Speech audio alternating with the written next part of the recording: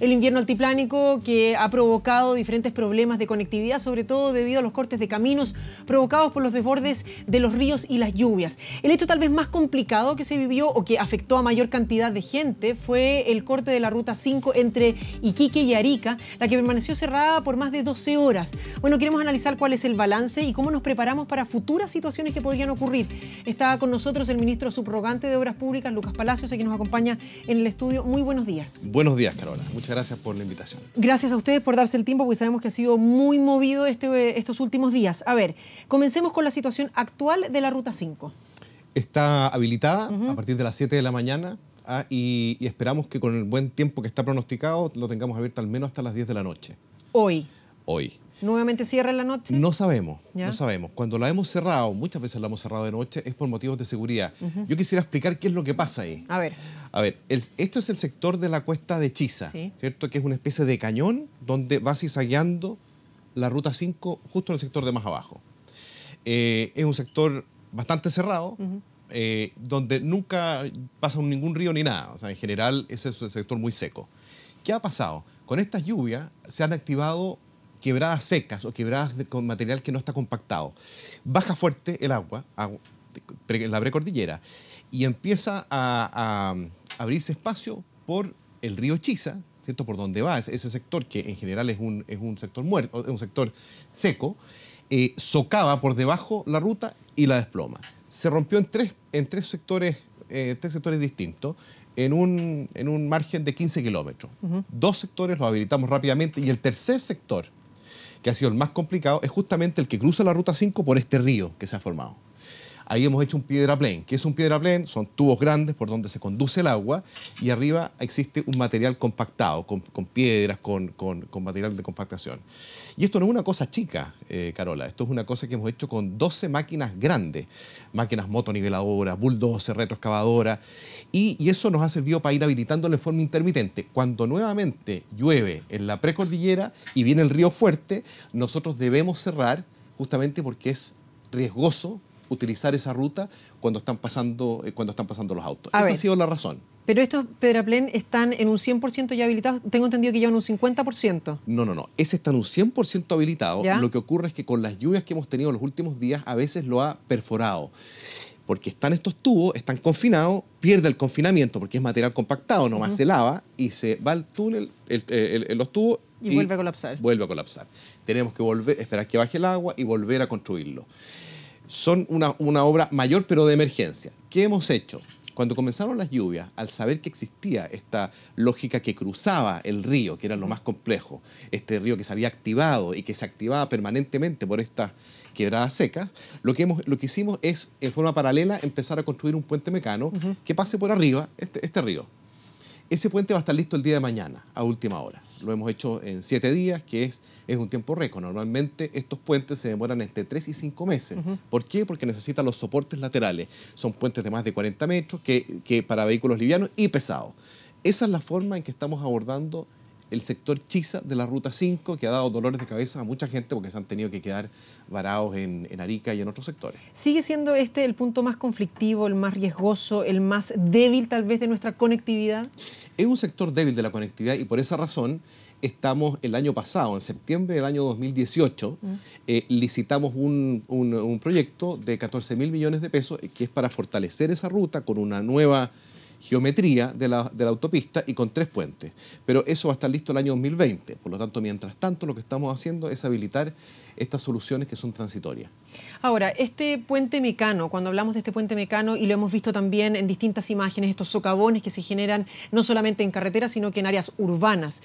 ¿Cuáles son las precauciones que están tomando para construir en una zona en que es tan diversa en nuestro país, y en este caso tan distinta a la zona central que nosotros conocemos desde Santiago, en el cual el terreno es arenoso? ¿Cómo se logra fijar estructuras ahí para evitar que un deslave o un nuevo río que toma esto como cauce se lleve cualquier estructura por delante? A ver, hay varias cosas distintas. En primer lugar, tienes razón, ahí la tierra es arenosa, muy gravosa y no tiene el sustento que tiene la zona central y sur de nuestro país. Es cierto, y eso significa un desafío para la infraestructura. Pero aquí hay varias cosas. Primero, los ríos tienen memoria.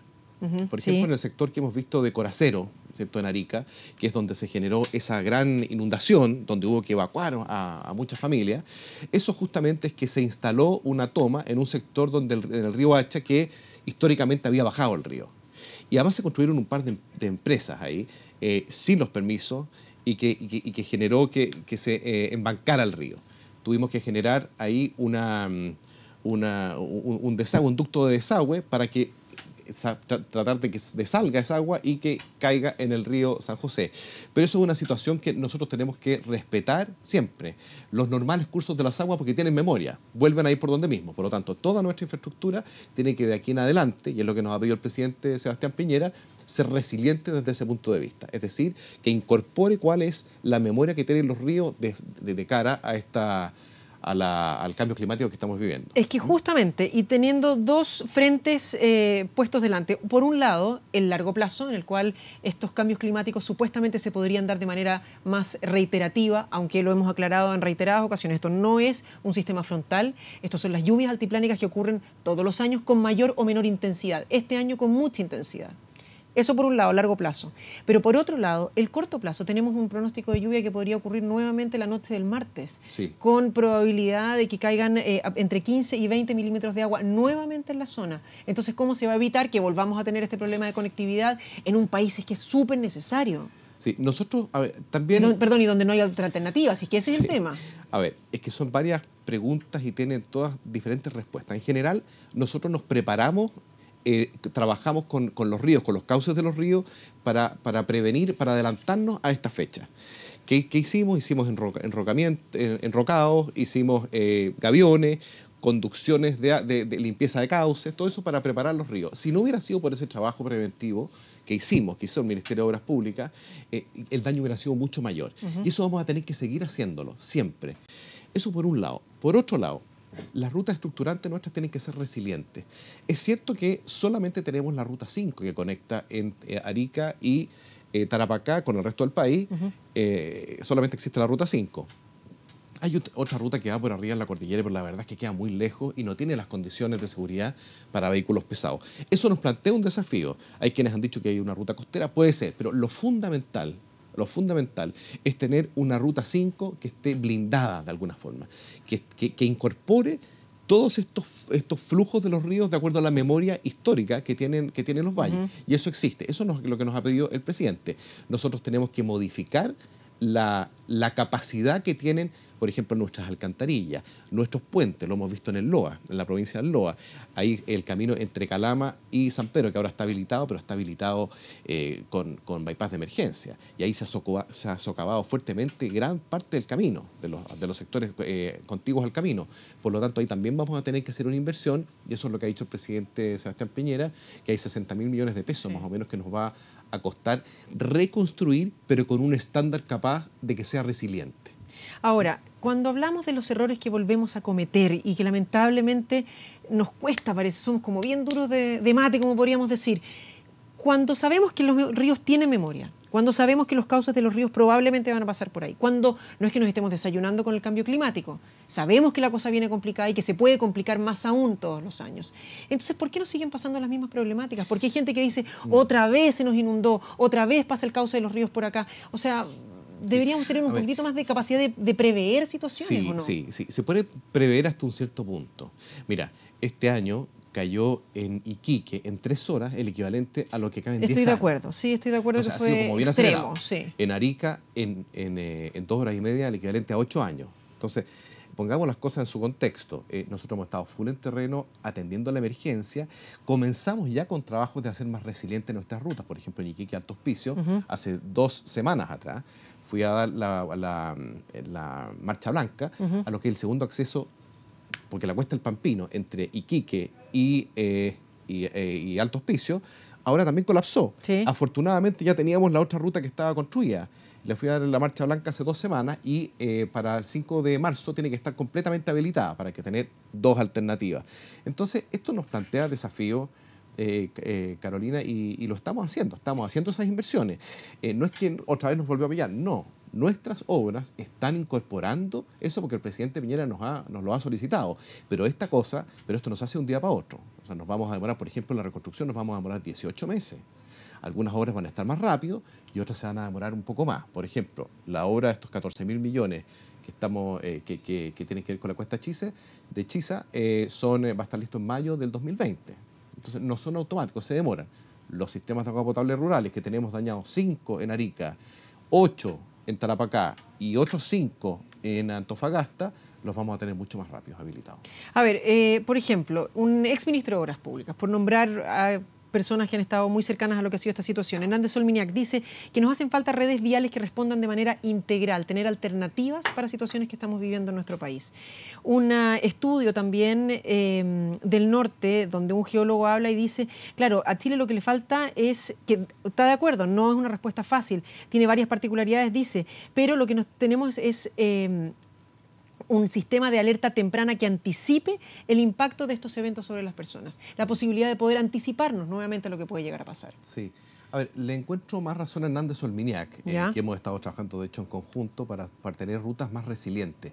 Nosotros desde el terremoto en adelante que hemos visto que nos falta un poco de resiliencia. Resiliencia es redundancia, es que exista, si colapsa una vía por cualquier motivo, por la naturaleza, por algún evento antrópico provocado por el hombre, entonces que hay una ruta paralela, alternativa, ¿cierto? ¿La ruta por la costa sería la alternativa? Puede ser una alternativa. De hecho, la estamos estudiando, sobre todo para la zona central.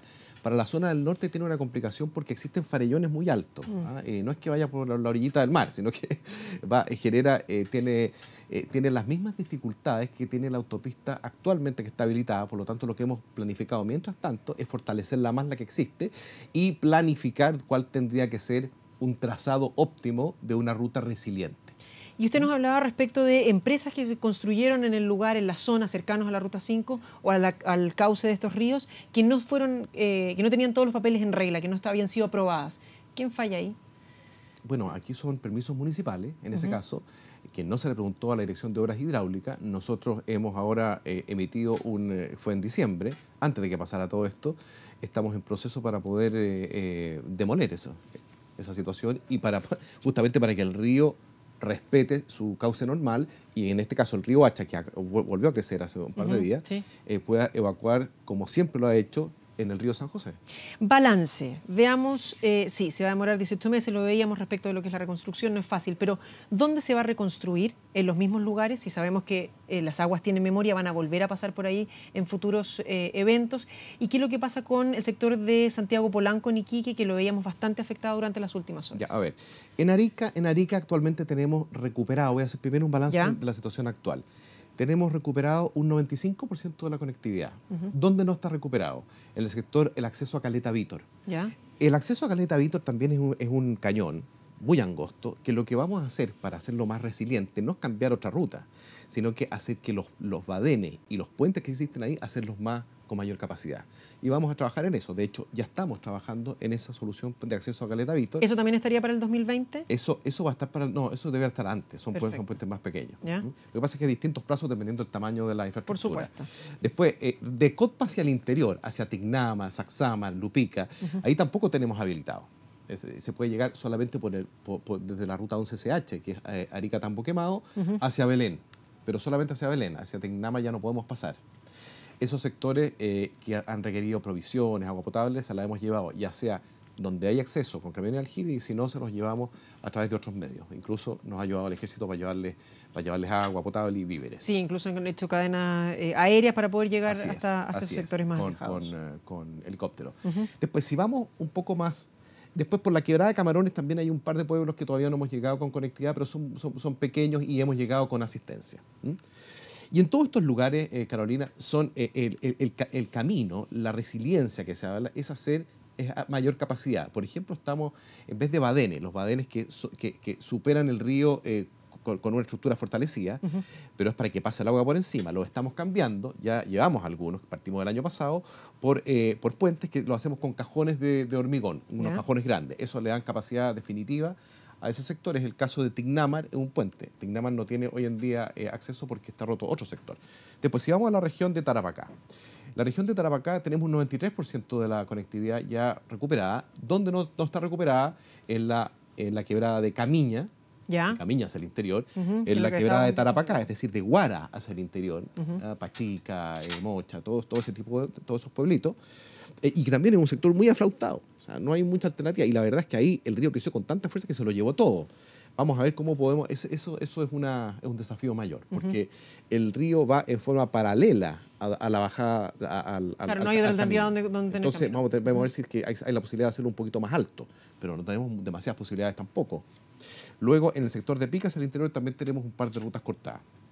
Después, si vamos a Antofagasta tenemos un 100% de la conectividad recuperada, se puede llegar a todos lados, con la excepción de la ruta que va desde Toconao hacia Peine, que ahí hay dos localidades pequeñas que no hemos llegado solamente caminando y nos falta recuperar esa conectividad porque hay un socavón, que fui a verlo personalmente, muy grande, que como tú dices, esto es muy gravoso, muy arenoso, y se mete el agua por abajo y se lo lleva todo, y ahí se desplomó varios metros para abajo, unos 6 metros, 7 metros.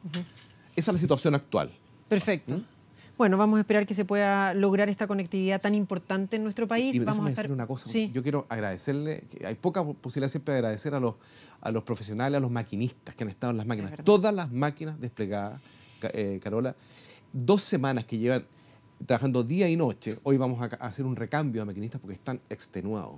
Esto ha sido realmente una cosa, una prueba, error, se recupera, vuelve a venir el río, se vuelve a llevar, vuelven a estar los viejos generando conectividad de emergencia, y la verdad es que se han sacado la mugre. Yo quiero hacerle un reconocimiento público porque toda nuestra gente de la Dirección de Vialidad, Administración Directa, funcionarios del Ministerio de Obras Públicas y de la Dirección de Obras Hidráulicas, también de Obras Públicas, que han estado viendo el tema de los ríos, se han sacado la mugre, y les quiero agradecer porque la verdad es que ellos no tienen la posibilidad de estar aquí en la televisión como yo, así que muchas gracias a todos ellos. Claro que sí, muchas gracias a todos ellos y a aquellos que están trabajando, que además tienen que hacerlo con tanta precisión, manejando estas grandes maquinarias para poder ayudar a quienes han estado más afectados. Y no exentos de riesgo, ¿eh?